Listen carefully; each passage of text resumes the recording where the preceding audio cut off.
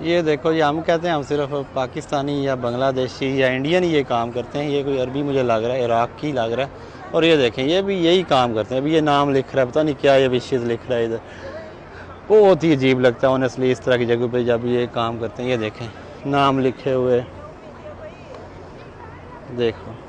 अभी इससे मुझे नहीं पता इसको क्या फ़ायदा होगा, क्या इसको फ़ायदा होगा, लेकिन बहुत ही अजीब लगता है इस तरह की जगह पे ये ना, ये करतूत जब करते हैं ना, तो फिर सऊदी हुकूमत फिर पाबंदी लगा देगी, फिर कोई आएगा नहीं, फिर कहेंगे जी ये नजदी हैं, ये फ़लाँ हैं। फिर वही आपको पता है, एक रिलीजियस डिबेट में मैं नहीं जाना चाहता, वो शुरू हो जाती है। फिर आप जिधर भी देखें पाँव रखे आगे नाम लिखा होता है, कोई ना कोई विश लिखी होती है। समझ से बाला तार है। अगर आप मुझे समझा दें तो मुझे बहुत ही फ़ायदा होगा। चलो खाना